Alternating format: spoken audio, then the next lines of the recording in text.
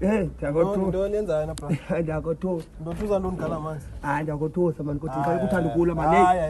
Hayi kuthanda ukula man ukugcala ngalamanzi wonke thanda. Uthe uchildish. Sintoni izinto uthethayo kodwa? Hayi man, hayi. Jonga boy. Jonga man. Ndakusa nakuboyisa yabo. Wena uyawuthi bhuti until I die. Because noba ungathi di childish okanye ndilo dish ucinga uba ndiyo. And DSTV dish kodwa. I'm older than your mother, I'm older than your ancestors. So, into yabo ngokukhamba ichale kum, dilindele. And but ke awuthi amjonga. Jonga boy. Andifuni siloko khokho man yabo. Andili nawo. Yeah. Ndiyakunqanya liye. Nakuvumela liya ngomoya ophansi uba uhlale nam because of ukuthanda. Yebo. Otherwise sorry man awuthi amangalanto man yabo. Lanto yangalamini. Khophela ngaphansi izolo mfethu man. Yabo.